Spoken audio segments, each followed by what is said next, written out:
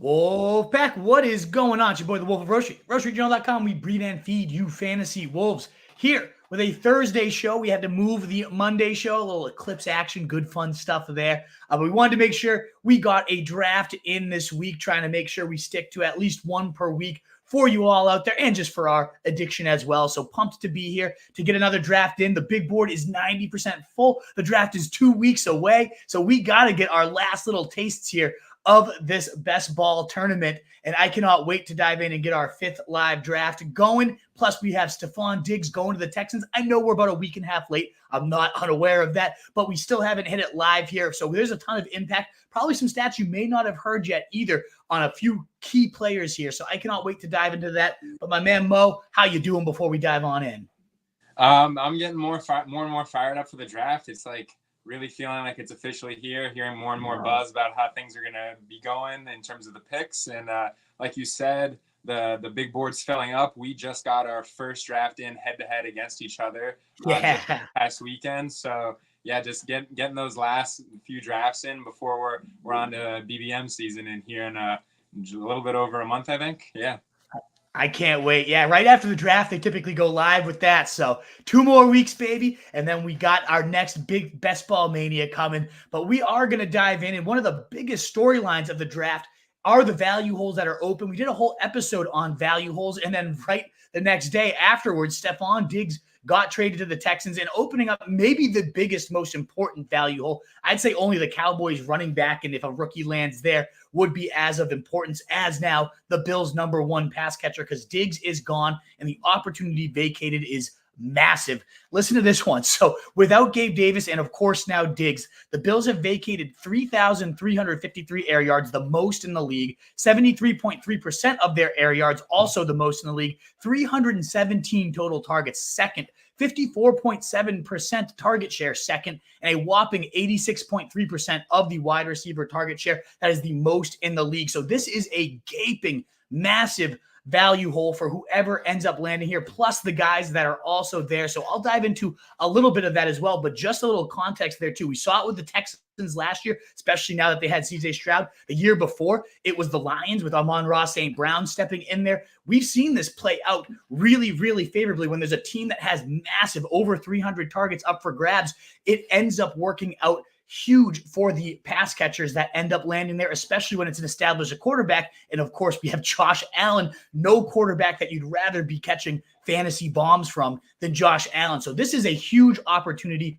And now looking ahead to the draft, whoever is going to land with the Bills will be maybe the best rookie receiver, besides, of course, Marvin Harrison, Malik Neighbors. I get you're not going to get a talent like that falling to the Bills, but whoever ends up being, my God, if Brian Thomas land there, Xavier Worthy in that deep speed, A.D. Mitchell would be phenomenal. Whoever it ends up being, you've got to imagine with that first overall pick, they got 28, I believe, is their draft slot. They're going to be using that for a wide receiver. They might end up taking another one in round 2. This is supposed to be one of the deepest wide receiver classes, and that's why in these last few best ball drafts we can get in before the draft, I am loading up on A.D. Mitchell round 9, Xavier Worthy round 9/10, just taking stab after stab, Ricky Pearsall, trying to pick out who could end up being that guy. Of course, it's unknown, but if you get it right, you know they're going to jump up at least 30 to 40 spots. So I'm all in on trying to find that rookie receiver. Before talking a little bit more of the established pass catchers, do you have a guy in mind, Mo, that you'd love to see land with the Bills and be that rookie wide receiver 1?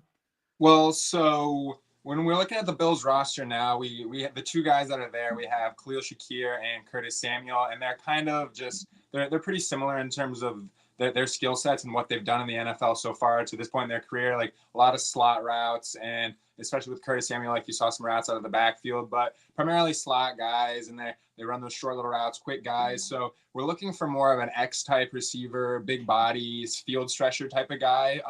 Looking to go that's who profiles to fit the Bills offense in general. So I'm looking at names like A.D. Mitchell, and I know some people don't think that he's worth it, but Xavier Legette, Keon Coleman, like you never know what teams are thinking. So they're projected to go in that range, but I think A.D. Mitchell is probably the number 1 in the player that I'm most interested would be the most happy if he lands with the Bills. So Xavier Worthy, or if A.D. Mitchell or Xavier Worthy, to be honest, I had these Texans guys, but to be honest, A.D. Mitchell is the guy that I'm hoping lands with the Bills, and the draft capital for the Bills is lining up with where he's projected to go, and with the opportunity that's available in Buffalo, I just think it's a smash spot. And there's some questions and some knocks on A.D. Mitchell as a prospect, his ability to separate and all that, but I just think just given the opportunity that's there and the competition in Curtis Samuel and Khalil Shakir, it's going to be an absolute smash. And like you said, I think that guy will automatically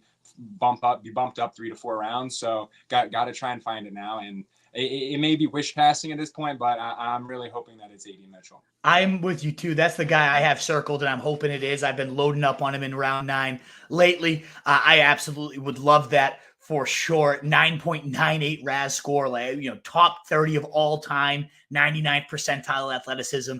I think Josh Allen could really do some damage with there. You mentioned the guys left behind, Curtis Samuel, Khalil Shakir. I'm most intrigued by Curtis Samuel. It seems like drafters are as well. We've seen his ADP go from like 170s before he was with the Bills to 130 when he signed with the Bills to now within the top 100. And honestly, all these jumps make sense. I'm on board for them all. I wish I had gotten more of him when he was in those 170s, but I got a good amount when he's in the 130s, and I'm still dipping in when it's not A.D. Mitchell or Xavier Worthy sitting there, or especially if I've gotten a Josh Allen late.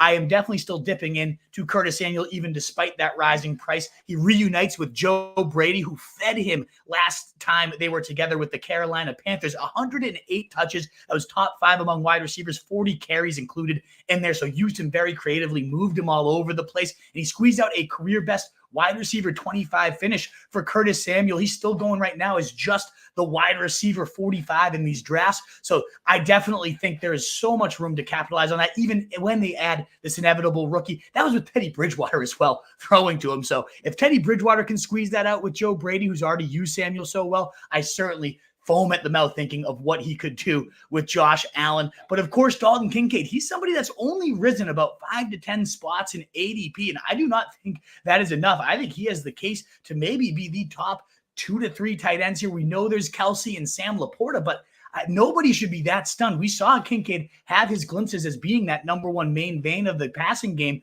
once Joe Brady took over. He really featured the tight ends and the running backs, and that was the buzz coming out of the combine. Joe Brady kept talking about how this is my offense. I like to feature these ancillary parts just as much as the wide receivers. And we saw that with Kincaid. We saw it with also James Cook, who probably will be featured much more as a pass catcher. Maybe we get more of the run game lead in. So both of those guys got big bumps up for me in my rankings, but I haven't seen them jump nearly as much on the actual drafting street. So I'm starting to land a lot more of Kincaid, a lot more of James Cook than I had been. The last guy you mentioned too, and we should mention, is Khalil Shakir.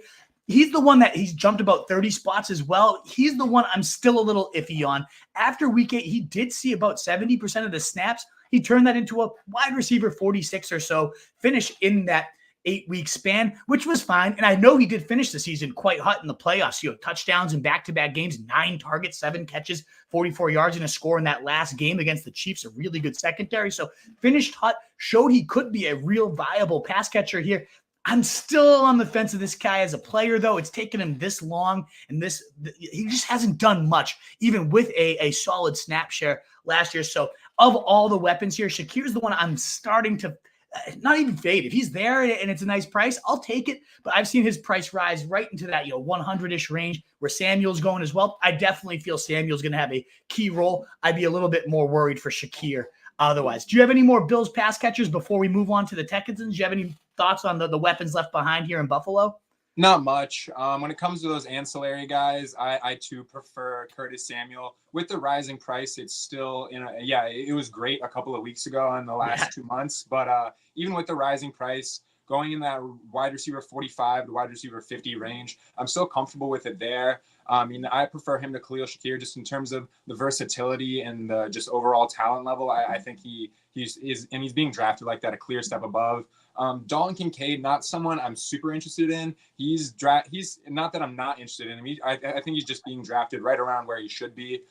He's going right now 10 picks ahead of George Kittle, which is something that's kind of surprising to me. So in that spot, I would just rather wait around and grab Kittle later. So I haven't found myself grabbing a lot of Kincaid just because of that, how those prices have shaken out. But I think he should be drafted as like the final cusp of those elite tight ends, and that's about where he's going now. So we'll see where it shakes out over the next couple of weeks, months. But for now, I'm not super interested. He's going right about where I think he should be. Perfect. And we're going to move on now to the other side of the ball, the impact on the Texans pass catchers. As we do, Wolfpack, if you enjoy what you're hearing, those thumbs up really do help us get out to more people. The likes, the shares, the retweets, that stuff really does go a long way. So please do consider helping us out there with that thumbs up button.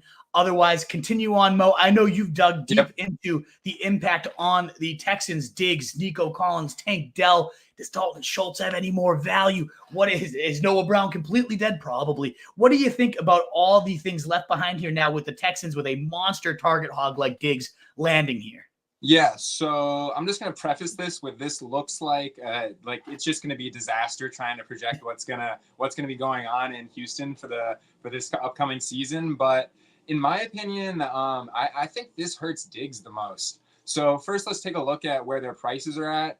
Diggs early on was going in the back of the second round. He stayed about the same. Nico Collins was going mid to early second round. He's fallen back to the back of the second round. Him and Diggs are being drafted about back to back. And then Tank Dell is a step behind them. I think he's going in the fourth, fifth round now. But I think Stefon Diggs is the one who's most overall impacted by this, because to close the previous season, it just wasn't pretty for Diggs. He was averaging 12.4 fantasy points per game from week 7 on to close the season, but it was just due to incredible inefficiency. It's not like he wasn't getting looks. He still maintained over a 25% target share down the stretch last year, and he wasn't super efficient with the looks that he was getting. He was still heavily involved in an offense like with Josh Allen, but he just couldn't get it done. And I think with this move to Houston, his biggest competition in terms of like the role that they will play and the targets that they'll be competing for, I think it's Nico Collins. And I think Nico Collins will be getting drafted ahead of Stefon Diggs. I think he's an incredibly talented receiver. Obviously, Stefon Diggs has been an established veteran in this league for years, and he will obviously get his looks and get his opportunities. But with the inefficiency that we saw down the line last year, I'm just starting to have questions about how good Diggs can be. And when it comes to Tank Dell, we know what we're going to get with Tank Dell. We're going to get a lot of those deep shots. We're going to get big plays, and he doesn't have the touchdown equity, and it'll have to come on some big plays, but he's still going to get looks down the field. And I don't think Diggs will be competing with him super heavily in that role. So I think Tank Dell still has some solid upside, and with a falling price, I'm pretty interested. And another thing that I was looking into as I was taking a look into these receivers is what sets will each of these receivers be on the field for. But I think I kind of came to the conclusion that this team might just run the most 3 wide receiver sets of in the entire NFL this 100%. Year. I mean, it's just like hard to justify. They weren't super high up there in terms of 3 wide receiver sets last year, but just given the talent that Noah Brown was their third option, like it makes sense that they weren't running a ton of 3 wide receiver sets. But with Stefon Diggs in the mix, I don't think we're going to have to be talking about that a ton. I think Tank Dell will be the guy who comes off in 2 wide receiver sets, so that hurts him a little bit. But the question is like, I don't see how often that they're not going to trot all 3 of those guys out there on the field. So I'm not too terribly concerned about that. But so to boil it down, I just think that Stefon Diggs and Nico Collins are going to eat into each other a little bit. And I think Tank Dell has his own little bubble of a role with the deep targets and the big play threat, which gives him upside. And with a falling price, it's still intriguing to me. So if anyone with Diggs and Collins going literally back to back in drafts, I'm taking Collins there for now. Yeah, I think you're spot on with your assessment. Me and you have kind of settled into the same mindset here. I will say, I think you discredit Tank Dell's TD equity just a little bit. The guy scored over 30 touchdowns across his last 2 years at college, and that was college. But then we saw why at the pro level. He can really separate so quickly at the stripe. He hit a bunch of touchdowns on just those quick 5-yard slants because he was so fast off the line, the backpedaling, and boom, he's got it. So I think I'm with you too, and it seems like Tank Dell's the one that you're actually landing on in drafts more often than not. He is falling to late 4th, sometimes to the 5th now as well, but he seems to have the most carved out role with that deep role, and I do think he actually has more touchdown equity than a lot of people give him credit for. So I'm also with you in that I am landing more Tank Dell than anything after the fallout. I had a ton of Nico, so I am a little bummed out by that. He was kind of my round 2 go-to, smash it no matter what. And sure, I still think he's going to be fine. All these guys are going to have big weeks here or there. It could be a little messy, like you said, tough to project which guy's going to pop in which week. And that's what best ball is for. You don't have to actually think about it. I think all of them are going to have their big games, but I'm with you that the falling price of Tank Dell is where I'm most intrigued in terms of like Dalton Schultz and whatnot. He wasn't getting that many targets anyways. So if anything, maybe his touchdown equity has gone up a little bit because this offense, I don't know how you're going to defend it. I don't know how you're going to stop. And Schultz is still good in the red zone. He'll definitely be far less consistent than he was last year. And last year he did have that upside. If somebody was hurt, he kind of became that number 2 option in the pass game alongside Noah Brown. Noah Brown, I do think, is probably dead at this point, but I think Dalton Schultz still has a role here, still has some touchdown equity. But whereas I was ranking him ahead of like Goddard and some guys, I think he's taken a couple steps back in my tight end rankings. But overall, yeah, I'm with you. Tank Dell is the one I'm most intrigued because his price fell the most, and yet I think his role is the clearest still here. And somebody that's not falling is absolutely CJ Stroud in the aftermath of this. Although I don't know that he's risen quite as high as he deserves to be rising so far. I'm going to have you break that down in a second, but I do want to talk about Josh Allen. This I just looked up as we went live. I was trying to figure out how big was Stefon Diggs to Josh Allen's breakout. And I do need to preface this by saying, yes, Josh Allen's a far different player. He's more developed at this point. It's different offense. They've catered to him even better than before. But this was a huge hit nonetheless. And I get they're going to draft a rookie receiver. And Josh Allen is still going to be my number 1 quarterback. We talked about him last week when we drafted him, 2 of the top 10 all-time QB seasons in back-to-back years. And that's all time, not just number 1 quarterback in back-to-back years, all time. The guy can still get it done. He's still a fantasy monster. And I think this is not going to be a huge deal because we did see Diggs start to kind of, as you mentioned, inefficiency, kind of lacking there. I don't know that this loss is going to be huge, especially if they make a big investment at wide receiver. Still, I do have to just mention these splits. Again, not affecting my rankings all that much. Other than, I'll talk about the rankings fallout in a second, but these were the splits with and without Diggs. With Diggs, Allen has averaged 27.4 fantasy points per game, 19.6 without him. That's 8 less points per game. And we also get a drop 81 more pass yards per game with Diggs. 81, nearly 100 passing yards more, 1 full TD per game, 8 more fantasy points games again. So the season-long splits with and without Diggs, 4,501 passing yards on average, 35 passing TDs. The rushing is still 10 and 10 touchdowns. The rushing doesn't get hit, but 465 average fantasy points per game with Diggs versus 3,127 passing yards, 18 passing touchdowns, and 334-ish fantasy points. Good fantasy numbers, sure, top 10-ish, yeah, but not that kind of clear-cut number 1, take him 3 rounds above all the other quarterbacks. You're locked in. I still have him as my number 1 quarterback. I still think they're going to draft a rookie receiver. I don't think this is going to impact him. That was a different time, different player. But, man, Diggs really did take Josh Allen to that next level. Just a matter of what's it going to be now. He reached that level. Does he already just locked in there? Or was Diggs that huge catalyst? So I'm treading a little lighter. I have seen also drafters tread a little lighter, though. I got him at the end of round 3 in a draft. I wasn't planning to draft Josh Allen. He went pick 36. And at that point, I'm still taking the stab and then drafting a bunch of rookie receivers, hoping to stack him up, taking Curtis Samuel, taking Khalil Shakir, getting his weapons and building around the Bills. If he's going to fall the end of round 3, I'm still taking every time. It's just more so at the top of round 3 when you still have the 49ers receivers. You have the Texans weapons at this point. I can't go then, but by the time you get to the end of round 3, it's a no-brainer for me. But yeah, the Josh Allen impact, those splits were pretty wild in my mind. So I had to at least toss them out, even if I don't fully expect that to be the case here. That's the Josh Allen impact. I don't know if you have any reaction to that, Mo, before you dive into CJ Stroud, because he's going to the fucking moon, in my opinion. Yeah. I'll give my 2 cents on Josh Allen. I mean, yeah, there's definitely concerns when a guy as elite as Diggs has been over the course of his time with the Bills leaves town. And we're seeing that in terms of his price. He's falling back into the middle of the 3rd round now, going pick 29th overall, getting closer and closer to Jalen Hurts, the QB2. But, I mean, we saw Josh Allen do it last year down the stretch when, as I talked about before, Stefon Diggs wasn't performing. And now you have to talk about, I mean, obviously there's the fact that Diggs is on the field and he's drawing responsibilities from the defense, and he's obviously a massive defensive focus. And that's something Allen won't have next year. But he still proves that he can be that battering ram at the goal line, and he can still get it done with his legs. And there's one way or another, he's going to get there no matter who the weapons are. So obviously the discount is warranted. I'm not saying that he should be drafted like Stefon Diggs is still on the team, but I'm still very much in on him in the third round, and the market's showing that. So until we get an answer, then if the Bills don't draft a receiver or something, yeah, like obviously you should be falling even farther. But for now, I'm still very comfortable with him in the third round.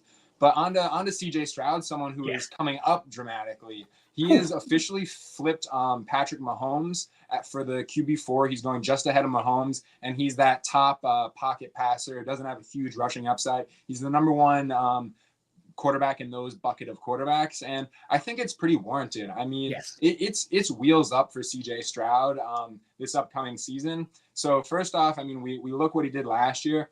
He put on a rookie of the year performance, 4,100 passing yards, 23 passing touchdowns in 15 games, and he added on 3 scores on the ground during that time. And he was the QB7 in fantasy points per game. It wasn't anything insane, but I mean, he was a rookie quarterback, and he was thrown into what people thought was not going to be a very good offense, and he elevated that offense. I mean, I talked about it in my article where I broke down this move in terms of CJ Stroud's outlook. He elevated his receivers. We saw Noah Brown, a player who had never had a 100-yard receiving game in his career. He had back-to-back 150-yard receiving games with CJ Stroud as his quarterback. So he's showing those traits of being able to elevate the offense just with his presence. So that's super encouraging. And absolutely. I mean, I'll say, not to cut you off, Mo, but I remember all preseason, every article, like ranking receiver cores, Texans were bottom 2, if not last, on pretty much every list. And now this season, they're going to be number 1 on every list. And Stroud is a huge part of that. And Diggs certainly makes it that much better. But yeah,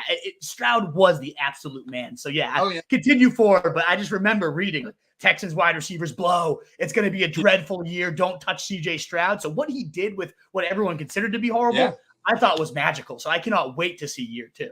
It's incredibly impressive, and the praise is completely warranted. And you don't like we're talking about these receivers, and like the quote unquote secondary pieces are Dalton Schultz and Joe Mixon, both of which have been established players in this league and respected from a fantasy perspective.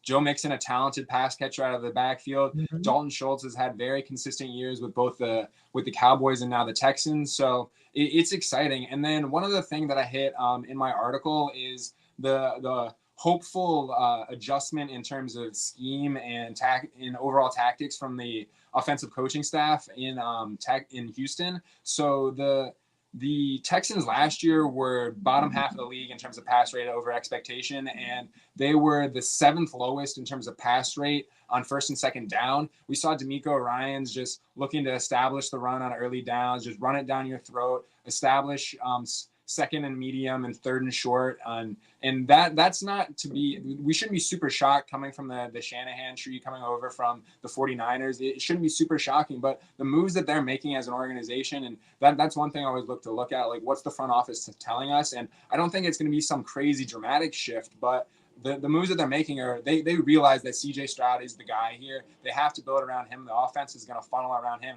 I mean, that's not a crazy thing to say. You'd be stupid not to realize that CJ Stroud's the answer here. But I wouldn't be shocked if we see more attempts and a higher pass rate out of Houston, which does nothing but help CJ Stroud's outlook.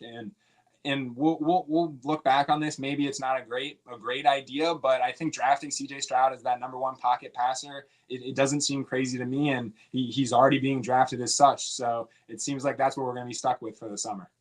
And I think we deservedly should be. I'm going to pull in the draft. I signed in and we were the lucky number 12, just right in, which is great. So now we have pick number 8 here. But I just wanted to react to, I think this Texans staff is smart, and I think it's underrated that Bobby Sloak did not get a head coaching gig this offseason. That continuity will be huge. Their second year together to maintain that. Now you give him that many more weapons. I have faith in Bobby Sloak. You'd see how he'd adjust when a receiver got hurt and figure out how to use Noah Brown, how to use Nico Collins even better as an alpha once Tank Dell was out there. I have full faith that Bobby Sloak will be phenomenal with these pieces and know exactly what to do. I do think they'll use 3 receiver sets at the highest rate of the league. I think they're going to throw it far more often. Wouldn't be shocked at all if CJ Stroud can get to 5K yards, double up the 20-ish touchdowns he had last year.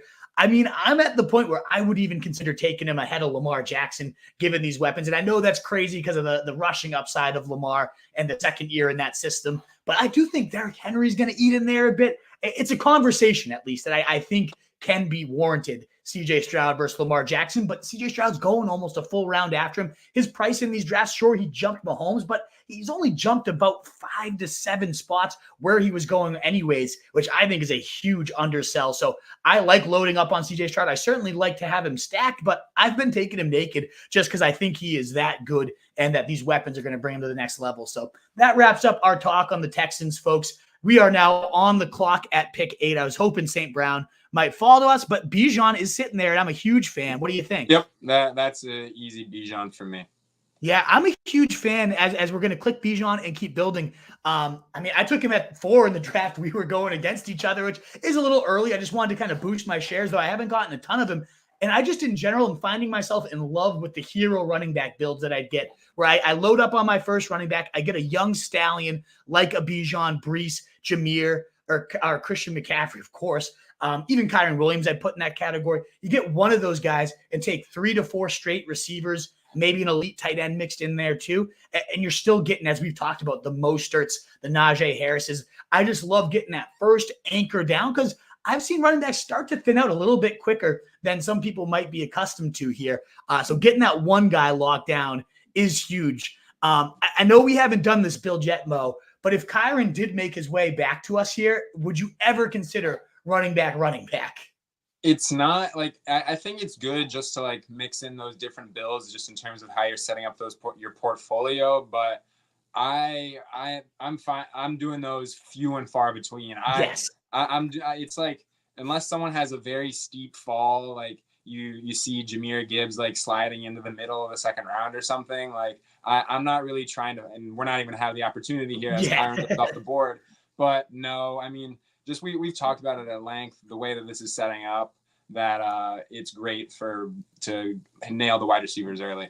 Yes, exactly. And we have the pick of the 2 guys I would have liked to get here. Devonta Adams versus Marv Harrison, who's looking closer and closer to be the guy for Kyler Murray. Do you have a preference between Adams and Harrison? Anybody you'd like to bump your exposure to here?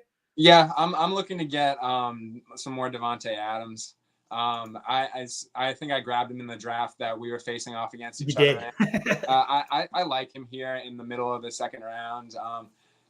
We've talked about it a little bit, but I think that he's got some room to grow with Gardner Minshew, someone that has peppered someone with targets before, and Michael Pittman last year. So it wasn't a super positive touchdown year for Devonta Adams last year, and he's due for some regression. I know he was a little bit ahead of the curve 2 years ago in terms of touchdowns, some fluky touchdowns, and I talked about that last offseason. But Devonta Adams is someone I'm looking to mix in, and ahead of Marvin Harrison is where I have him, and I'm comfortable taking him in the middle of the second round.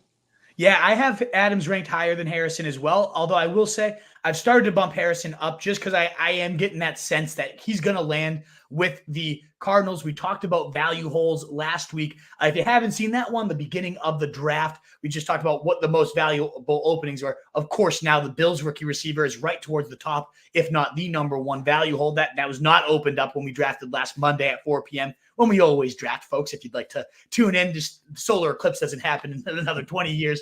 But ultimately, I am like, if this was just me drafting, I know this is our combined team. I want to give us, a combined set. If it was just me drafting, I've taken a lot of Adams, and in particular, I was getting him in this kind of 20 to 23 range in earlier drafts.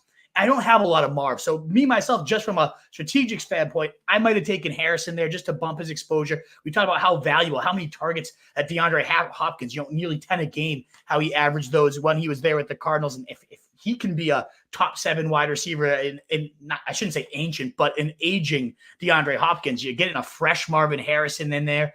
I think he's going to have a monster rookie season. The only pitfall would be if the Pats somehow make a move there, take Marvin Harrison, but that seems less and less likely based on all the talks that I'm seeing. It seems almost guaranteed that he's going to fall to the Cardinals at this point. So I am starting to really feel better and better about Marvin Harrison being that like 150 target guy right off the bat for a talented quarterback. So he's a guy I'm going to start bumping myself up for sure here.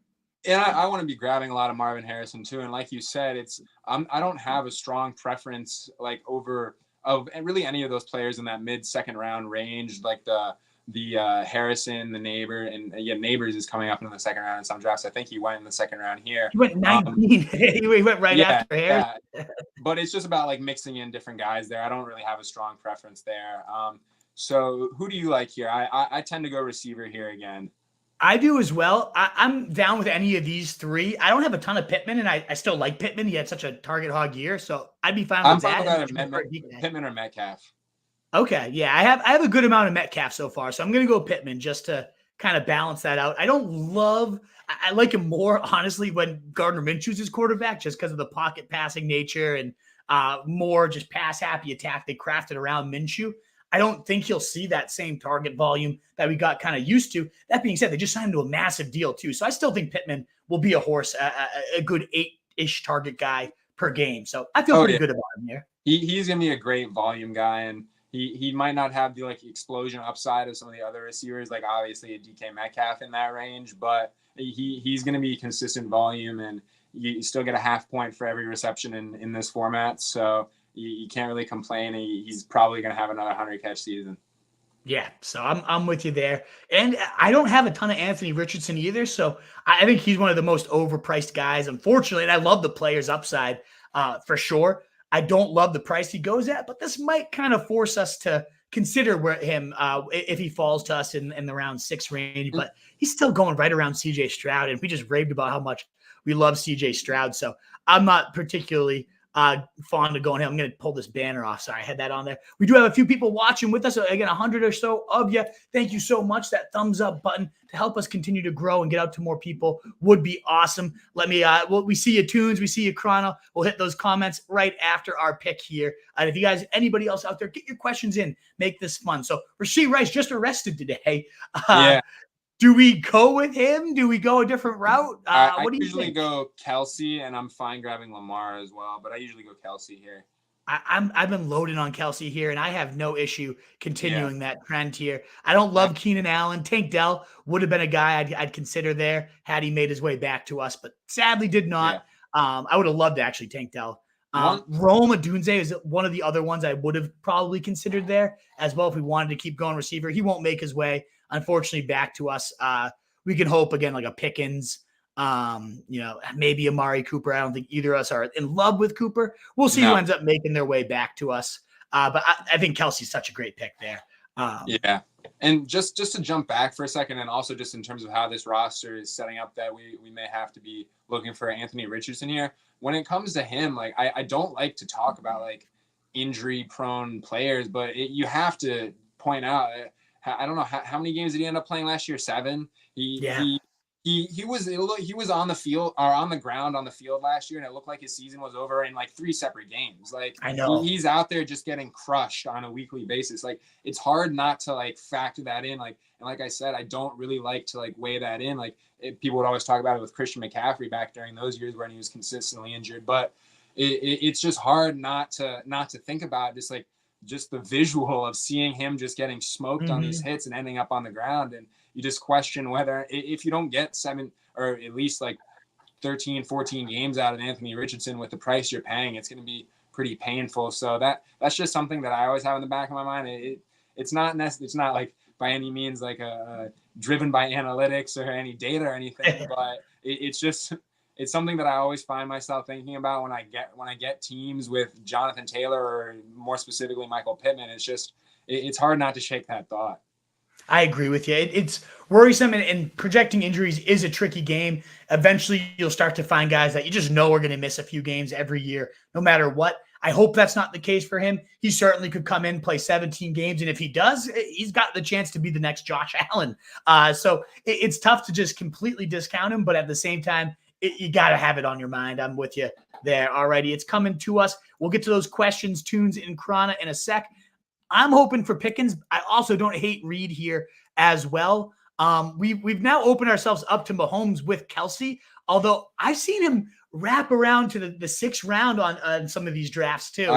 I think we go receiver here and then just play the game of either Mahomes or Richardson on the way back.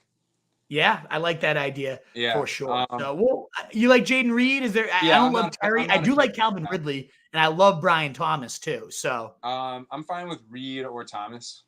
okay, you're not a Ridley guy, huh? It's not. I was gonna say I'm not a Pickens guy, but he went the pick before anyways. But I'm Ridley's not like a needle mover for me. It's like interesting all the jargon and the comments coming out about like how they're gonna use him, but you never really know. I mean, at this point, it's been how many years has it been? Like three years since he's been like a particularly dominant receiver in the NFL. I mean, it's getting to the point that I'd rather have Hopkins at a discount than Ridley, in my opinion. Yeah, Hopkins was that absolute target hog last year. I get it. I guess the Jamar Chase, it's a quote, so you can't overreact to a quote. We're going to use him like Jamar Chase.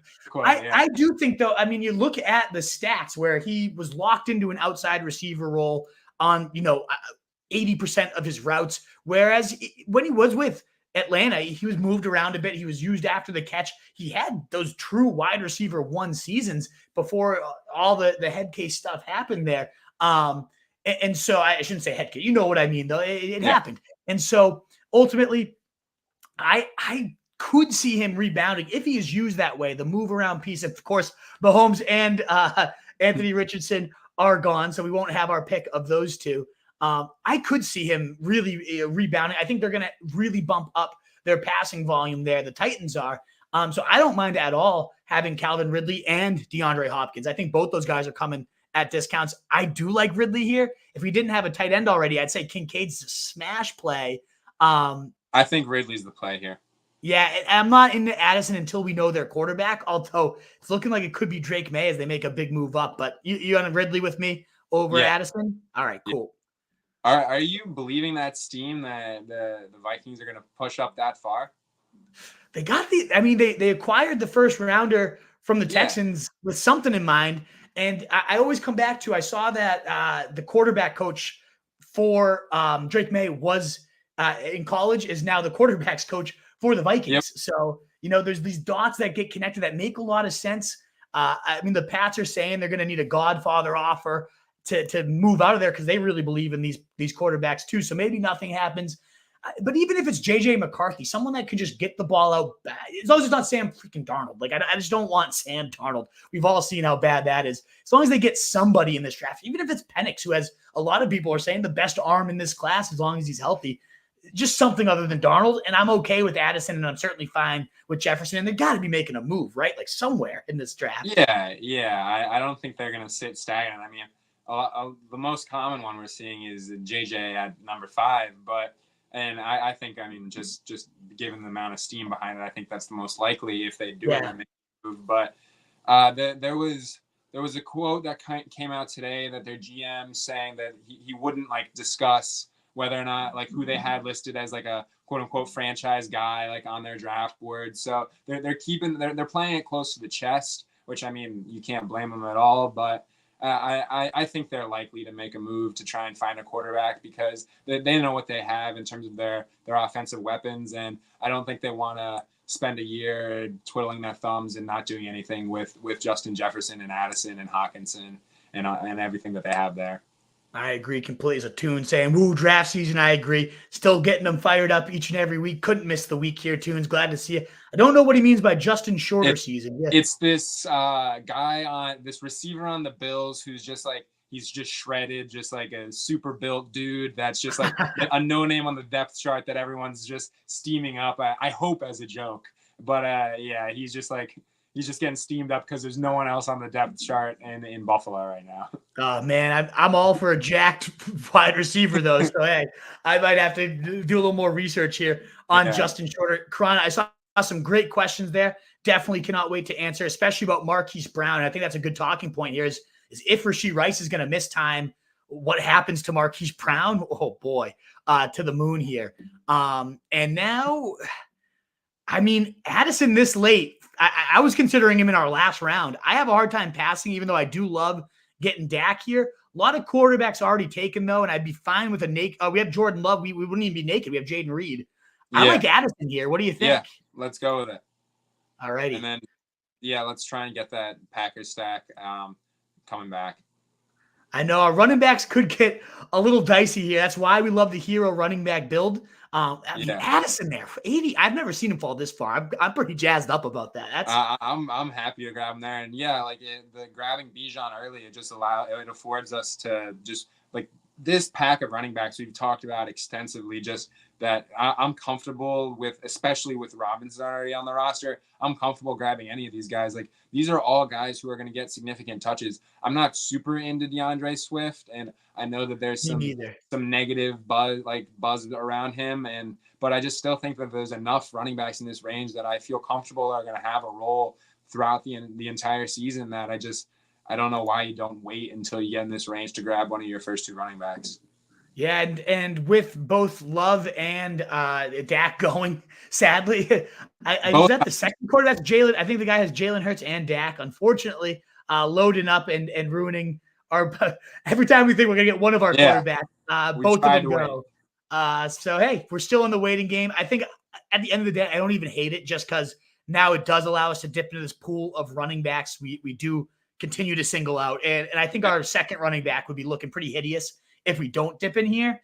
I prefer Mostert myself. I like either Steelers guy too, but Mostert would be the guy I particularly am singling out. Is there, I know we've talked about him before. Yeah. You feel similarly? Yeah, I feel comfortable with Mostert just given the touchdown upside. I mean, he's not like there's a chance that they bring in a running back, and if he profiles to be a guy who can take away those goal line touches from Mostert, like then I'll probably start being a little bit more hesitant, a little more bearish with Mostert. But until that happens, I'm grabbing Mostert at this price, just especially as a second running back, just providing that floor. I don't want to say a floor, but like with his current projected role in the offense, just like the touchdowns look like they're going to be there, and I'm just banking on 8 to 10 touchdowns almost guaranteed with Mostert, and when I'm drafting him here, especially with how the roster in Miami is looking right now.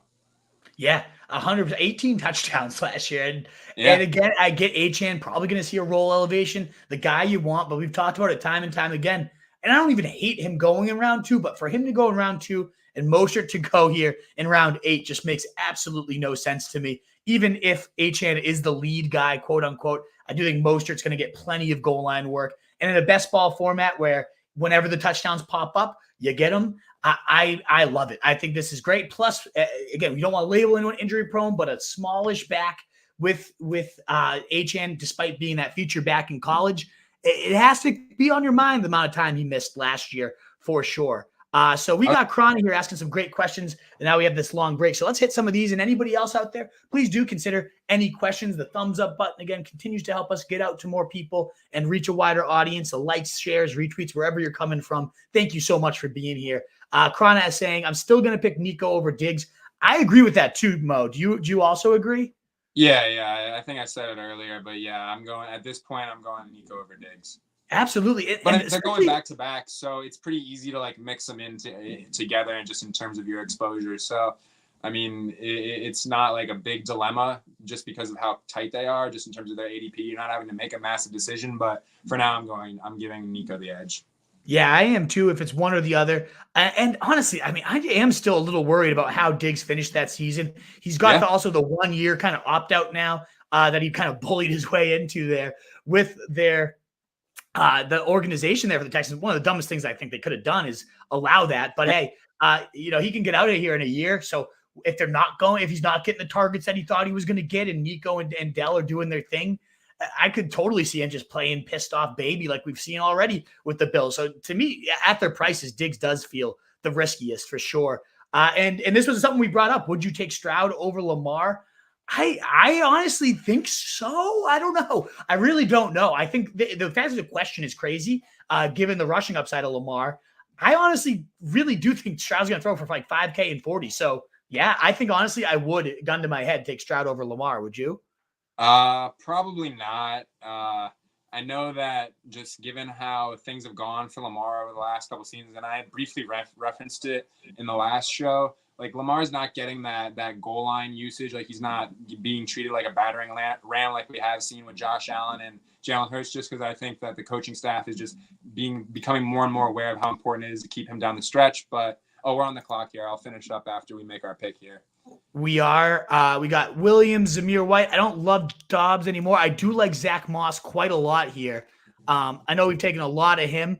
I just don't know how I feel about any of these quarterbacks yet. So, what do you think? I'll defer to your Zach Moss. I don't mind Moss here at all. All righty, perfect. I know we've talked about it before. He reminds me of kind of a cheap version of David Montgomery. A lot of touchdown equity in this type of offense. Montgomery's certainly more stable. I love getting Montgomery as my running back too. Would definitely go a couple rounds ahead of Moss on Montgomery. But if I miss on Montgomery, again, the best ball format, I love these kind of heavy touchdown scores. They can be a nightmare in redraft where you have to get the right weeks. And when they don't score, they get you 2 points and it kills your lineup. That sucks. I get that, but that's why best ball is beautiful, baby. We get those 2 touchdown weeks out of Moss and don't have to worry about when he absolutely sucks.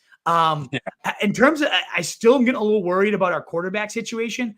I love getting Jared Goff. I think he's so undervalued. I think they're going to draft a receiver and make his value go up even more. I know this feels like a little bit of a reach, but there's no way he's going to come back to us with Amon-Ra and Laporta stack waiting and staring us in the face. I don't love Herbert. I don't love Tua.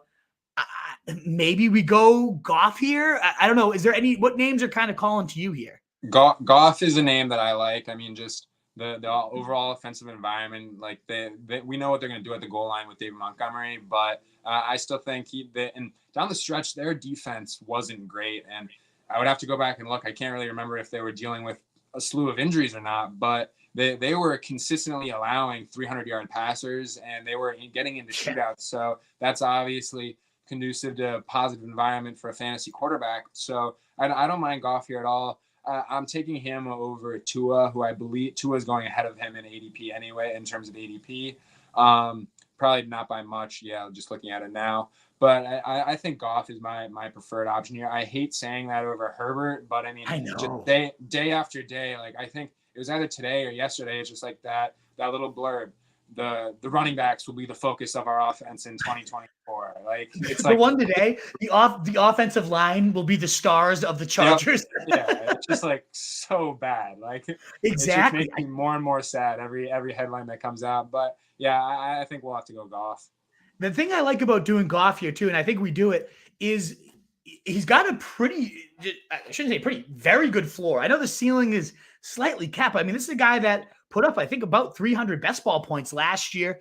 He has those big spike weeks. And so it allows us to take some kind of gambles here at the quarterback position. We can maybe go May, Jaden Daniels, those type of stabs that if we didn't have a good established guy that we know is probably going to get us around 20 points a week, you can't really build just a 3 quarterback build and all be rookies and then have one of the rookies on the bench. You never know what's going to happen there. So I think Goff really opens up the door to the quarterback position, and it's probably going to be a 3 QB build. And honestly, Mo had a bunch of 4 QB builds lately with like Penix in the last round, which I know is nuts, but midseason he takes over. He's gunslinging somewhere. That's kind of, I love having Goff as like the top guy in these kind of wild builds myself. So it's a little early for Goff. I don't love it. I've gotten Goff at like 140 before, so it feels a little rich, but I think it really just builds. I love our team so much, and I would hate to have such a gaping hole at quarterback around a lot of the talent we've kind of acquired here. So I love the move. Yeah, and we're setting ourselves up, like you said, to be able to take some looks at some more speculative guys. And I know you've talked about enjoying the ceiling of Will Levis and the gunslinging and especially with Ridley on our roster, we're open to that for sure. So that's another guy. I haven't found myself pulling off many. I don't know if maybe 1 or 2 4 QB builds, but if you're waiting to get a guy at quarterback until like you're QB1 until the 11th, 12th round, like I can see why you would be pulling off that build. And with Michael Penix going that cheap, like, yeah, that makes sense as a piece to add on for that 4 QB build. It's not something that I'm doing too much of myself, but I can see how you would set yourself up for a roster like that. Yeah, I shouldn't say I'm not doing it all that often. It's not something I'm making a living off of by any means. Now, this is a range. I know we were just bashing on Herbert. This is pretty damn cheap, though.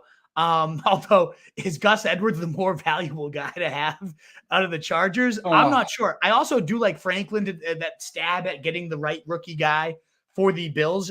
These are the 3 I'd limit it to. Who do you think? I like Gus Edwards here. Just another one of those guys that the current buzz is very positive on, and we think we're going to get a solid floor out of, just in terms of touchdowns and goal line usage. And I mean, you're not going to get great play. You're not going to get great play out of him between the 20s, but he's still going to get touches there. It's not like he's just going to be a handful of touches a game guy. There's a good chance they bring someone in, but Gus Edwards is just like setting up to be. He's going to have a couple hundred carries maybe, and just get some. No, I don't know about 200 carries, but like 150 carries maybe, and the looks at the goal line. So with a role in the offense and all signs pointing to the offense funneling through the ground game, I mean, with the running back room that we have, I think he's a solid piece. I wouldn't be shocked. They're definitely going to go, it seems like, a lineman round one at this point. So we're talking about a line that has 3 to 4 top 7 overall first round talents in it, and has started to, when they're all healthy, it has been a good offensive line. They just have had injury woes throughout it. And let's say they don't dip into the running back pool until round 3 or 4 or so. I mean, Gus could theoretically be that. There's no one else on the roster right now. Do you think 200 carries is even feasible? I absolutely do. I really do. It depends on when they draft a rookie. I could definitely see Blake Corum going there, reuniting with Jim Harbaugh. I actually expect it almost, but even still, I think Gus is going to be a huge touchdown threat. So I love him where we took him there. Stafford's one of my favorite value QBs. I like taking the stab here on Daniels, though. What do you think? I was going to say the same thing. He's got the rushing upside that we kind of need to be taking looks at this point in the draft, with how we're setting up with just Goff on the roster so far. Yeah, if Troy Franklin had made it to us, and I'm not like a diehard Franklin guy, although I do really like him.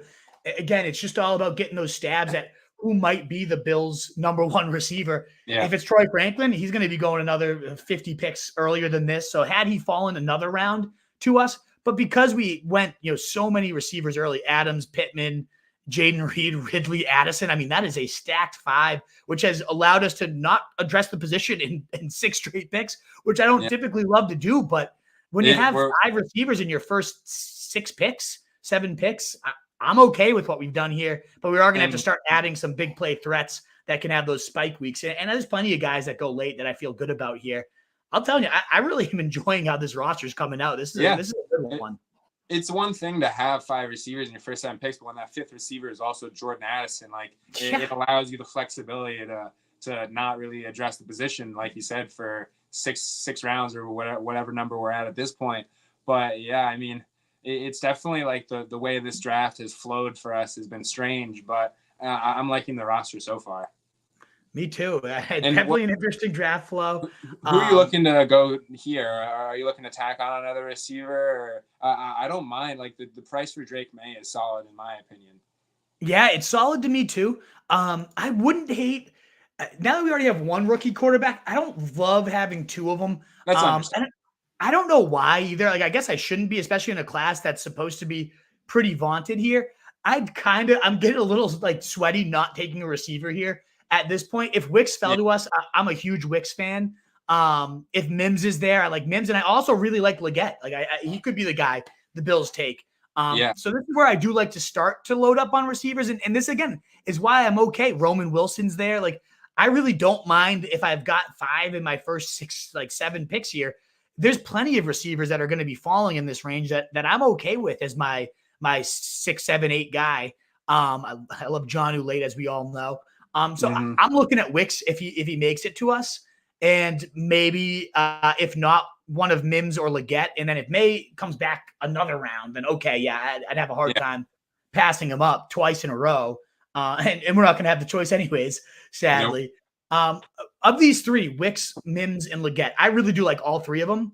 Any of them stand out to you more than the others? I would probably just go Leggett and just play that lottery of just maybe he ends up with the smash landing spot, because the depth at the receiver position for the Packers scares me, and I'm just not sold on the usage for Mims. So I'd rather just at this stage play the lottery and hope we get a smash landing spot.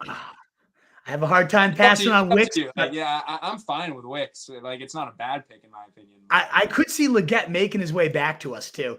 I really do love Wicks. I know it's a shaky depth chart, but we know Watson's injury woes. I mean, this is a guy who came in and put up only about 30 to 40 less points than Jaden Reed on far less snaps. And really, once he started to get the usage, absolutely took off. I'm a big fan of the player. I think Wicks is going to see that role expand. And I don't think he was going to make his way back to us, given just the ADP. He might have got auto-drafted. Whereas Leggett, I doubt he's going to kind of creep in here, but you never know. And Krana, I know you have some great questions. I'm sorry that we're ignoring you at this point. I need to make sure we get back to that question after this pick about Marquise Brown, about those third-round receivers. All great stuff. I hope you're still tuned in here waiting for the answers. We love you, Krana. I'm still a little pissed off you haven't got your food questions in quite yet, though. Maybe that's why we're not answering you, because the food questions are here. But anybody else out there as well, get those questions on, especially as we get to these later rounds. We really love to fill up the mailbag and take them. I guess we could hit this quick. Hollywood Brown, should we get a suspension for Rashee Rice? Where do you think Hollywood Brown? I guess we have the draft to still get through, and what moves they make at receiver as well, because they could draft someone that's just better than Marquise Brown in this class. But let's assume that Rice is gone and whatnot. We'll make our pick and then we'll debate this. Yeah. Where does Marquise, and there's Leggett, so I think that's an easy pick, right? But yeah. That worked out perfect. Yeah. We talked about getting sweaty about not having our receivers, and then boom, we got both the guys we wanted. This is the draft, Mo. This is our 200K right here. I love it. I absolutely love it. But when it comes to Hollywood Brown, I'm trying not to push him too far up draft boards. Like, it's exciting because we hope that he's going to play that field stretcher role for Patrick Mahomes, but I don't want to bank too much on the Rashee Rice suspension. Like, it's a lot of speculation at this point, but from what I'm reading from the trusted fantasy law experts, people who actually have their law degrees and also keep up with this stuff.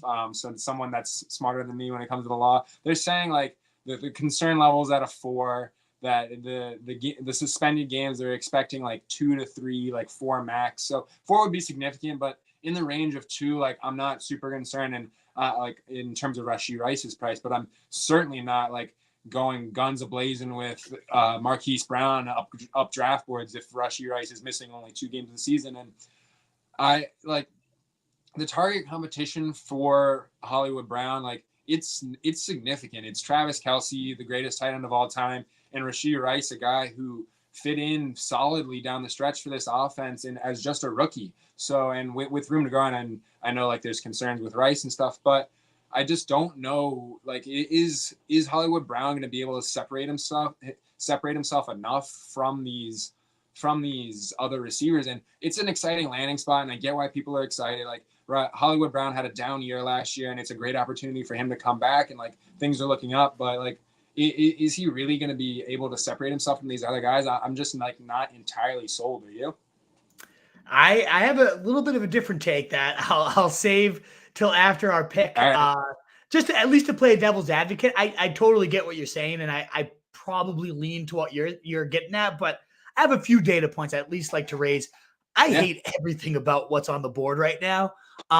This is the range where it's just again, another stab at a rookie receiver landing with the Bills. I like Corley. This is where I don't hate taking a rookie running back like Estime. I love him, the big body. I typically get Jonnu here, but he's gone right now. I don't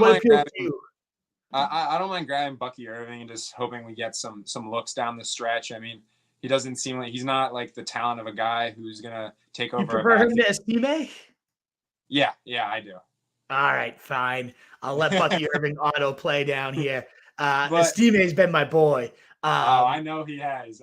We've had him on a couple of teams, I think, right? But this is a shared draft, so I will cede that one to you. I like Corley a lot, though. Hollywood, though. So yeah, in terms of Hollywood, what I'm thinking here is, let's say we do get a even just 2-game suspension.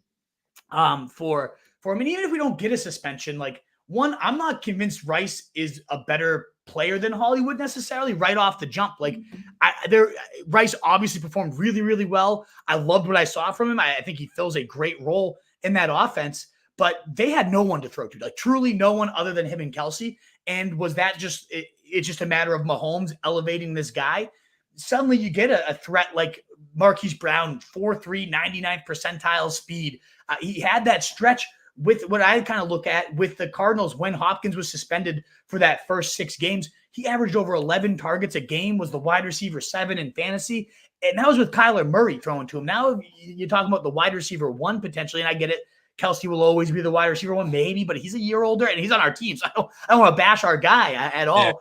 But ultimately, there is a world where he's bringing a different gear than anyone on this team. And really on most teams, he brings a different gear with Patrick Mahomes. Like, it's not Tyreek Hill level explosiveness or durability or any of that nature, but in terms of raw speed, he's right up there with Tyreek Hill. So I think there is a world where Marquise Brown is the 1A, 1B with Travis Kelce, especially if Rice misses time and gives him that opportunity to come right in and bond with Mahomes. There's injury concerns.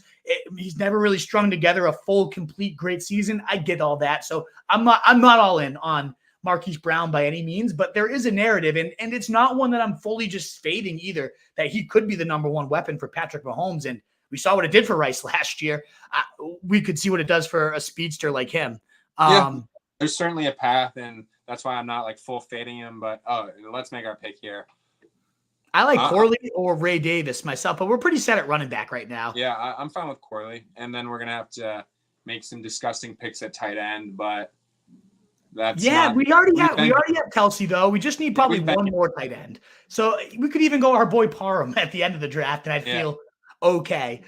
So I don't feel overly pressured to go tight end yet. I would like to get a third QB.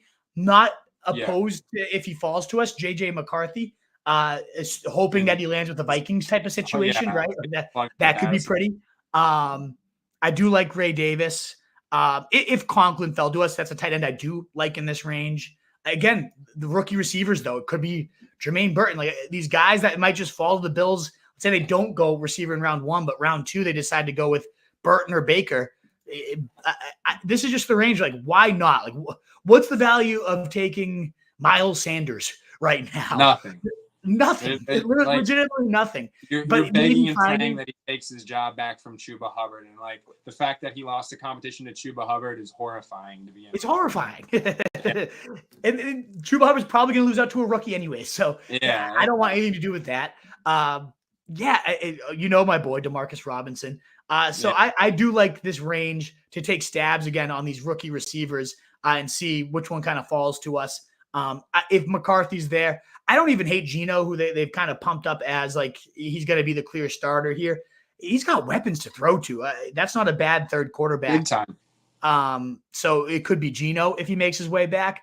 I think looking at our QB3 as the next pick and then kind of figuring out what receivers we want to round it out with, I'd be okay not sniffing another running back with what we have here between Robinson, Mostert, Moss, Edwards, and Irving. If the right guy's there, the right guy's there, but I don't think we need another running back at all. I like stringing up the third quarterback and just trying to foresee the Viking stack with JJ McCarthy. Yeah. Do you want to get to his next question? Let's get to the third round receivers as it's falling back down to us. Another great question, Krana. Is that who just went? Bryce Young? And Krana says, I'm still here. No worries. Well, you're still here. We want our food question.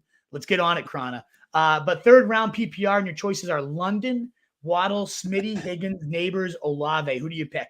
Do you want to take it first, or do you want me to rank them first? Yeah. For me, just like in terms of playing the game, including ADP, just like considering that, I think the clear choice has to be London here, and then it gets kind of hairy after that. I would lean Neighbors, but that's going to be could easily be shifted around based on landing spot. But for now, I'll say Neighbors. And then I think it's Olave, Waddle, Higgins, and then Smith for me. Yeah, I'm going ADP or not. It was already London for me even before Kirk Cousins landed there. It 100% is London now. I was getting a lot of him in like the late third, early fourth range. And I think we got our guy McCarthy here. So let me just make that quick pick. Would you rather go McCarthy over Geno? I would. I'm fine. Yeah, just to try and play that. The Jordan Addison potential to stack it on up.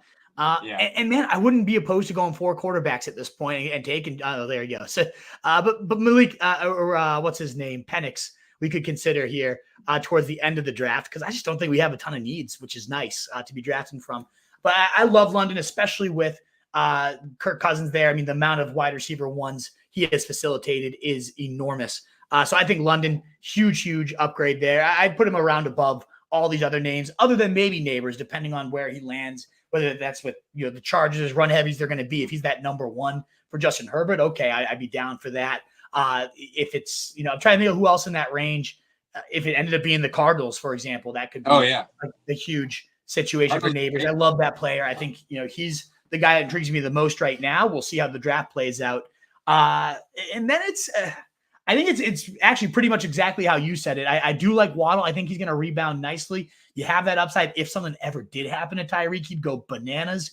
To me, like Smitty doesn't have that upside. Higgins, I guess, does if something happened to Chase. But even then, it's just Chase has missed time, and Higgins has been underwhelming. Higgins is the clear distant last for me here, and I've always enjoyed the player for the first few years. But fantasy wise, I mean, he had 3 useful games all last year. And the year before that, it was about 4. He's just, it's really like 3 to 4 huge performances that make his final points look okay. And best ball, that has its place. I'm just not a Higgins guy, so I would go Olave next. What do you think? Take a stab on McMillan, my man DeMarcus. I don't mind just trying to grab a rookie here, just going Jalen McMillan. You're not going to let me get my guy. Fine. I'm fine. I'm fine with Marcus Robinson. I've talked about him being a great late round pick. And I think, how many teams have he grabbed him on? 2 or 3 of these 5? Yeah. I like we've talked about it before. I mean, he's going to be out there for the 3 receiver sets. And we know they're more than happy to throw the ball a ton with Matt Stafford. I mean, it kind of varies on game script. Like, we know they're also happy to ride Kyron, but there's going to be games where Matt Stafford's like throwing for 400 yards. I mean, it's going to happen this season. We saw down the stretch, like what, 3 of the last 5 games, did Robinson have a touchdown? Yep. It was 4 straight. And I think he was the wide receiver 15. We looked at it over the span. Yeah. My one worry is, like, after all these drafts and I have all these shares of him, they go and draft like Lad McConkey in round 2. That would be brutal. And then DeMarcus is just left to the Wolves and nothing's there. Do they sign him to an extension if they're planning to grab someone in the draft? Probably not, but if the right guy falls right into their lap, like McVay will always kind of side with that best offensive talent. So maybe, but we'll see. I mean, if he makes his way back to us, I'm not going to let you talk me out of him. We've got another burning question in the chat that we should. Okay, finally, is Krana getting us the real meaty questions? But yeah, I would again rank these. I don't even know what that means. London, I would go London, Neighbors, Olave, Waddle, Smitty, Higgins. So I think we're on the same page there. Krana's still here, and then we got. How about Louis Rees-Zammit last pick? Did you see that news? No, what is this? He's like some guy from rugby that, like, he's a rugby star. Oh, yeah, with the Chiefs, right? Yeah, the Chiefs sign. Like, he's huge, but also insanely fast. Like, you can already see the Andy Reid, like, red zone packages, like, trotting this guy out, and, like, lining him up next to Patrick Mahomes. Like, is he even on here? Like, what? How do I spell his name? No chance he's in the player pool yet. I don't think he's even in the player pool. Yeah. I don't even know how to spell his name. He said is Reese. Yeah, Drew. Yeah, no. You can grab Drew Brees, but you can't draft that guy. Yeah, maybe we'll grab Drew Brees with our last pick, and he'll. Yeah, exactly. He'll take Drew Brees for morale in the locker room. That honestly, though, I mean, if in Best Ball Mania that this guy is, if he's in the player pool, I noticed that like there was the running back out of I think was it Louisville. One of the running backs ran an absurd, like, he was like 230 and ran like a 4.4. I didn't see that. He was insane, and he's not even in the player pool. Like, it's a rookie that is like kind of known to be draftable, and he's not even there. No. All right, we need a tight end. This is getting ugly for tight end. Yeah, I know. Our man DeMarcus is gone. I mean, if Waller's playing, this is insane value on him, but. Is our number 2. It's our number 2. I don't like Ertz, though. Our guy Parham's gone. maybe we just take the stab, or I think Ben Sinnott's even gone. Oh no, Ben Sinnott's there. I don't want to say it, but I think we have to go Ertz just because like it's gonna be it's not gonna be a 0. I don't know. Oh shit! I didn't get it bumped up in time. You're good. So we got Waller, folks. We talked about Waller a little bit. It's going to be a really good value if he plays, but I mean, he said as it was within the last few days that the hit came out. He's still like not made up his mind, and we're already to the point of the offseason. Like players are coming into the facilities. I mean, like not everyone, but players are reporting and coming in, working out, and he still doesn't even know if he wants to play the game of football anymore. And I know we're really late in the draft and the opportunity cost is next to nothing, but with how we're relying on basically just Travis Kelce, the potential of taking a 0 is, as our only other tight end at the moment, is kind of scary. It is scary. I'm with you there. I'm not convinced drafting Ertz is, even if he's active, is not just taking a 0. That's fair. Like, is Ertz ever going to be in our lineup over Kelce other than bye weeks? And even in the bye week, like, he could put up a 0 too. I don't really. Penix went, unfortunately. If we were redoing this, I would have probably just taken Penix. We could go Ben Sinnott if we don't want that like complete 0 10. I really do like Foreman though. Landing with Cleveland, Chubb unknown. You know, if he'll be able to start the season, he's a monster. He's had 30-point days last year on the Bears. You know, so yeah. I mean, it's really just like. It's an injury handcuff, and I'm fine with that. Just like because the Browns have shown that they can make it work with any running back, so it's a fine injury handcuff. But I really think that's all it is. I mean, I'm not excited about Foreman really digging into any significant role unless someone like obviously Chubb will be missing time. We don't really know how much at this point. He'll be missing some sort of time, but if Ford gets hurt or Chubb, it's worse than we think. I mean, yeah, he could play a meaningful role for Cleveland. I wouldn't be shocked if Foreman took the like number 2 rusher role from Jerome Ford. He's not. He just every year has like a couple 30-point games. They come out of nowhere, and I was facing him last year. The guy started him against me when he was the lead guy for the Bears for like 2 weeks. 3 touchdowns, right? He had 3 freaking touchdowns, and I lost. It knocked me out of my bye week. I ended up losing in round 1. So maybe that's why I just like zoned in on Donta Foreman because I know what he can do. He ruined my fantasy season last year.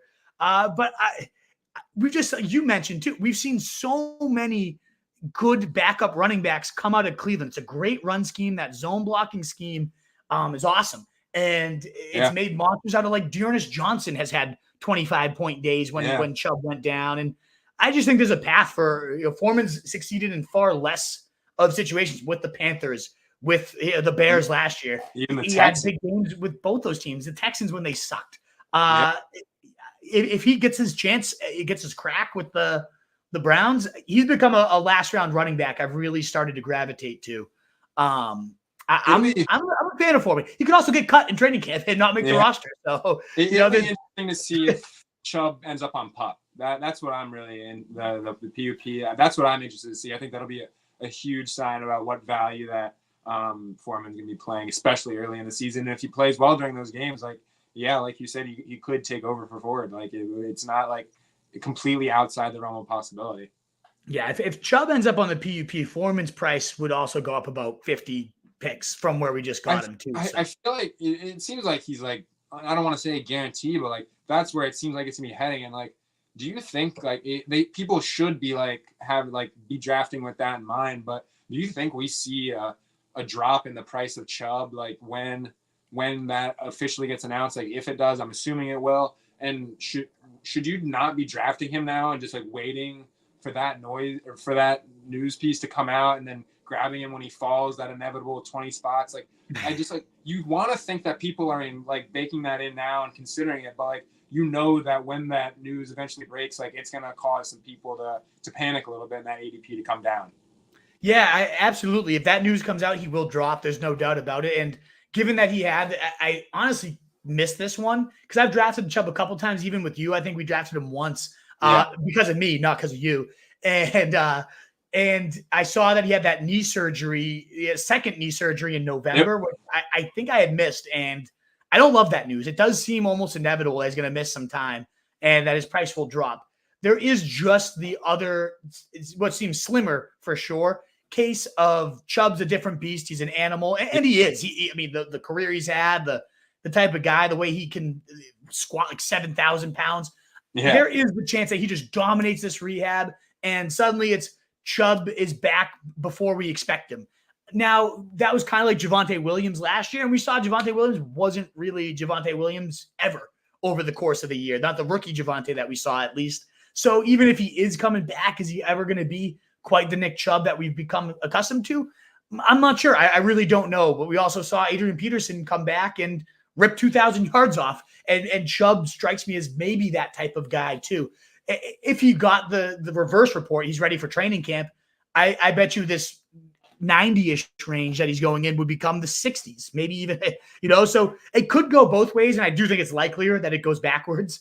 But there is just the slight chance that Chubb dominates it. I saw that he was already running, and there's a chance that he comes back. So we'll see. He's certainly one of the more volatile stacks. We don't need to get down the rabbit hole at this point, but it'll be something to monitor throughout the offseason for sure. Yeah, absolutely. So we'll review our team real quick and sign off, although Krana finally got his food question in here for us. Deep dish pan, thin, Detroit style, or hand-tossed? And what sauce do you pick? Marinara, garlic? I mean, this is a wild question about pizzas here. I will say I personally prefer thin. I like a thin, crispy. If you've ever been to New Haven and had like New Haven, Connecticut style pizza, I don't know if you've ever been there. There's no real reason to go to New Haven, Connecticut. Sally's, right? What's that? Sally's in New Haven, right? Yeah, that's one of them. There's Pepe's, there's Modern, there's Sally's. Yeah, there's some really good pizza. It's where El Prez called pizza capital of the world, and he's not lying. The only reason I've been there, my wife's from Connecticut. We got married down in that area, and so I've had plenty of pizza down there. It truly is the best. Like you'd think it's overhyped. How can it be that good? But thin New Haven style pizza, marinara for sure as my base. That's my go-to. I like all the others like Detroit and deep dish, like kind of like thick caramelized crust. Sure, I get it. But to me, it's almost like pie, not pizza. Like I want my thin, crispy, give me some sausage or pepperoni or meatball on top with a nice marinara base. That's what I consider pizza. There's so many fun combinations you could make, though, with some of these other things you're tossing out there, Krana. But I go thin marinara if I'm just choosing one of these things. What about you? I agree. Deep dish is a different food, in my opinion. It's not, you're really kind of comparing apples and oranges to me. The best pizza I've had is I've been out to visit some friends in New York and stay with them for a little while. And I got the tour, like Manhattan, everywhere. So the pizza in New York is by far the best I've ever had. I make do with what I have here in Ohio. You got to pick and choose your spots. It's not always the best, but the wood fired like Neapolitan stuff, I think is the name. That's pretty good. And then I like the thick Detroit style. It's always solid, but I think the best stuff around here in Ohio, it's usually like that wood fired Neapolitan stuff is usually your best bet here in Ohio. Yeah, I'd like a good wood fire oven too. Absolutely. Kind of solid question. I'll actually be in Chicago, not this week, but the week after for a wedding. So I'll be getting my deep dish fill, and maybe I'll feel a little bit differently. So you can check in with us then. I don't hate though. Like I will toss out like a white pizza, like a nice garlic Parmesan base and some chicken on top. Like that can be pretty delicious too. Again, it seems different than just pizza though. I don't consider that necessarily pizza. It's a different type of treat. Buffalo chicken pizza is also phenomenal too. But I almost prefer buffalo chicken in a calzone if I'm going that route as well. All right, let's quickly run down our team. We'll review it. If you guys have any last minute questions, toss them on in. Thank you, Krana, as always, bringing some heat with your questions here today. So Bijan, again, we talked about that hero anchor build at running back, and I think we executed it well going Bijan and then not another running back till round 8 here with Mosher. And we were ready to go quarterback too if either Love or Dak fell to us. So realistically, Zach Moss might have been our RB2. And I would have actually preferred if we could have gotten a Love or Dak here. Now, not at the expense of Jordan Addison. I love this value as our wide receiver 5 at pick 80 on Addison. Like when the inevitable quarterback upgrade comes in the draft, he's going to be going right back in these 60s. He at least should be. So if he continues to fall into round 7, Addison will be a huge steal. This is the lowest I've ever seen him fall. I'm thrilled to get him here. I've been taking him. I, again, almost considered him at 65 over Ridley at this point. So I love Addison there. I love this start. We've talked about, again, time and time again, getting that elite tight end edge in round 4, whether it's Laporta, Kelsey, McBride, or if you wait for Andrews and he falls to you in 5. But like those, I just don't see that lasting throughout the year, that these tight ends are such an elite edge are going to be able to fall to you. So the first 7 picks I think are A+, and Mostert as our RB2 and is A+ too. I think this is a great draft, but those are the first 8 picks. Do you have any reaction to that before we go to our later rounds, Mo? This is pretty much like the formula that, I mean, obviously you want to mix things up, but the majority of the time, this is the formula I'm following. Hammer receiver early on. If there's one of the guys that I like there at tight end in the 4th, maybe even 5th round, sometimes like I love to grab one of those guys. And like if I don't find myself grabbing one of those guys, I like to go Ferguson in like the 7th, 8th round, depending on where he's going or where he falls to. But and then just finding one of those running backs in like the round 7 to 9 range that we've been talking about. We've continuously gone back to that player pool. So this is like a pretty typical draft for me in terms of how it played out. I mean, obviously like the individual players are different, but in terms of just overall strategy, I think this is the optimal strategy to be going behind or to be utilizing like at this point in terms of how the ADPs are shaking out, just grabbing those receivers early, grabbing an elite tight end, just because this is the latest that we've seen them going. Probably like this is the latest we've seen them going that I can like think back in like the last like 5-6 years, just like the top tier guys, like they're usually going in like the 2nd round, especially in the last like 3-4 years, especially they've been going in like pushed up to the 2nd round for sure. So taking advantage of those like falling off prices, and then that pool of running backs. So this is all around a draft that I'm a huge fan of. Absolutely. And we kept adding on to the stable here of backs with Moss, Gus Edwards, most of these touchdown guys that might be useless for weeks in redraft, but in best ball, when Mostert's not scoring, maybe Gus Edwards plows in for his 2 touchdowns that week. I really do like what we did here. I don't love reaching on Goff. It feels ugly. But at the end of the day, I also love how safe he is.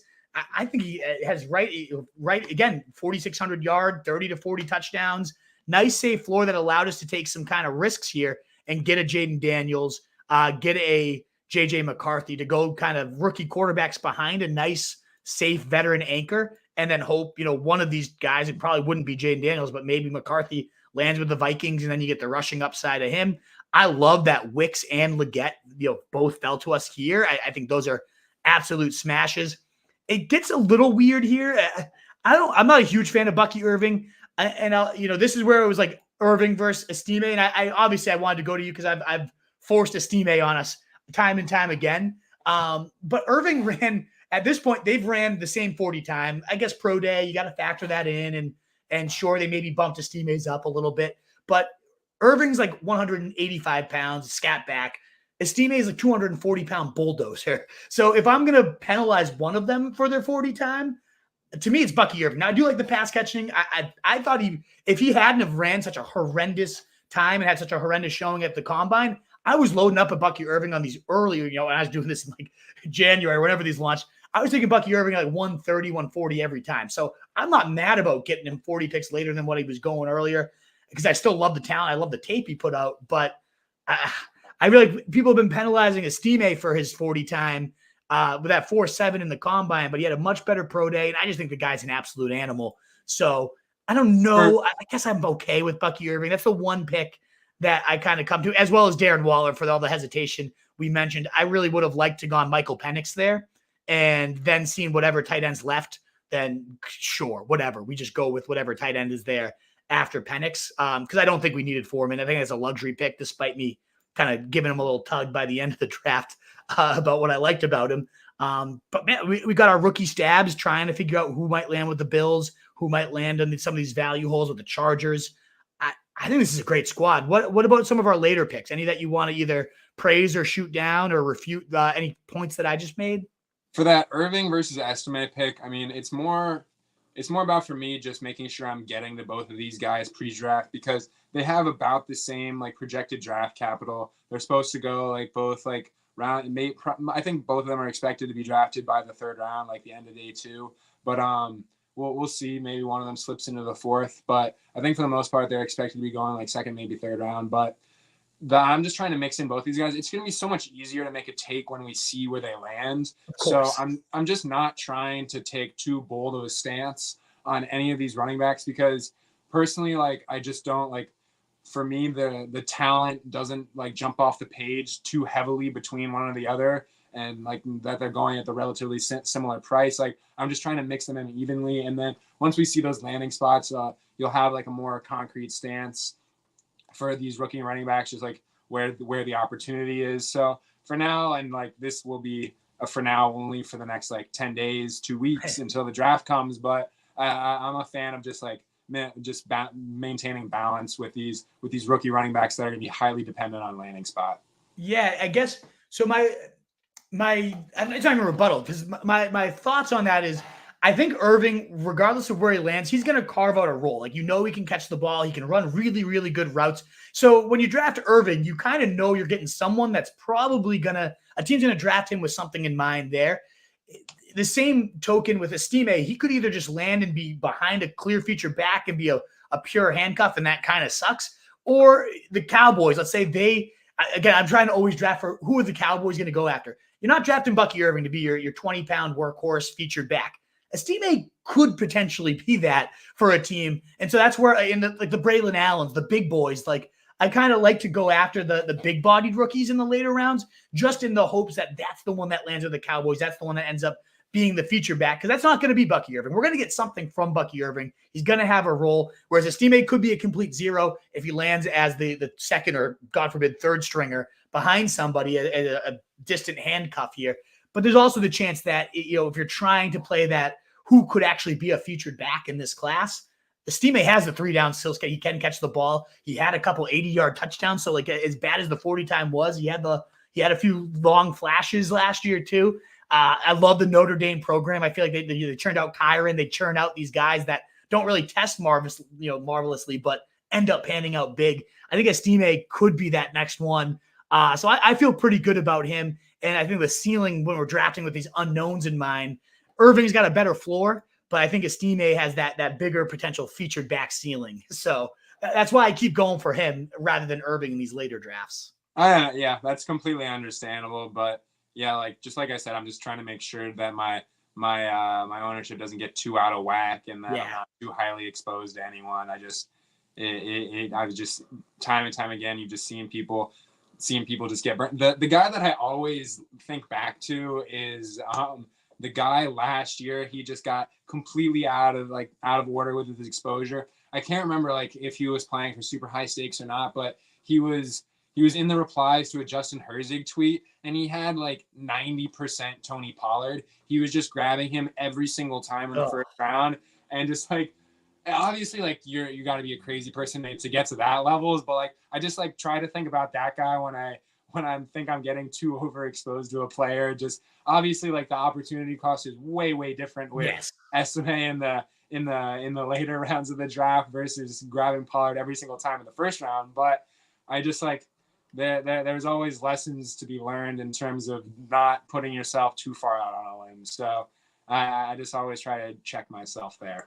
And then there's the counter of, I was taking Tank Dell literally as my last round pick in every single draft until I was like, shit, I'm overexposed. I better diversify. And I would have much preferred had I continued to just hammer Tank Dell. There is, and you already said, the opportunity cost of a round 1, 90% versus a round 20, that 90% is significantly different. And if you hit that home run late, but yeah, having anybody at that level is insane. So I get that completely too. And then Malik, I love Corley. That's another one where it's like, you draft Corley, the team has a role in mind, dangerous after the catch, all over the place. I think McMillan has a lot of solid ability. The Waller pick is the one that I guess we could have swapped in Zach Ertz ahead of him. We'll see. Even still, if Waller comes back, then this is he's going to go another 3 rounds above it, and these points, it's just like, why not? Yeah, you got to do what you got to do when you don't take your second tight end until the 19th round of the draft. So I know that's where Irving went. This is typically, and you see him right here at 172. I almost have locked in Jonnu Smith to round 15. That's the one that I probably will have a lot of exposure to. That's where I typically, like, when he wasn't there, I kind of panicked. Well, who do I go now? Hey, my Jonnu Smith round. That's like your guy. That's like your easy click when you grab one of those guys in like the 4th round. Exactly. So unfortunately he was not there. We would have easily gone him. And maybe, I mean, I like Corley here, and I don't regret passing up on JJ. And none of these other tight ends, like the only other one I kind of like is Conklin. So we weren't going to take him at 176. So no. If Waller pans out, then he's going to be going probably right in this Mayer range. So let's hope he comes back. I still would rather have Jonnu even if Waller's active anyways, but he could scoop up a ton of value. Where did Parham go? Because he was not there. And notice him that's the guy. Why is he not on the board? Because he was not in the draft, like the drafting. Donald, nobody took him. I was trying to find him. I searched for him. He wasn't there. Is he like not in the player pool suddenly? I don't know. Because I would have gone Parham here over Waller. He wasn't there though. That is strange. I searched his name and he didn't pop up. I don't know. The mystery of Donald Parham. We'll have to solve that one another day. All righty, Wolfpack. Well, thank you guys so much for hanging with us. I know it was a few days late. We like to go again Monday, 4 p.m. We'll be back. Are you good for this Monday, Mo? Yeah, we'll be back on Monday. So in a few more days, we'll have another draft. We hope if it's looking like we can touch base this weekend because it's at about 90% filled. And if it's like 98% on Saturday or Sunday, maybe we'll sneak a weekend in one more, before we, we'll figure something out. This hopefully is not our last team, even though I love this team. I'd be fine with it being our last, although I'd love to get at least one more in. So ideally Monday, 4 p.m., but if it's looking like it's filling out, I'll tweet it out, let you guys know that I'm going live again. Thank you again so much for being here. Check out rotostreetjournal.com for my best ball rankings, for all our content. My man Mo's putting out a ton of articles on all the impacts of the big moves that we're getting. So check us on out. Again, rotostreetjournal.com, the fantasy fullback dive if you prefer podcast formats as well, at Roto Street Wolf 2. So in a world full of fancy sheep, be that wolf, guys. Later.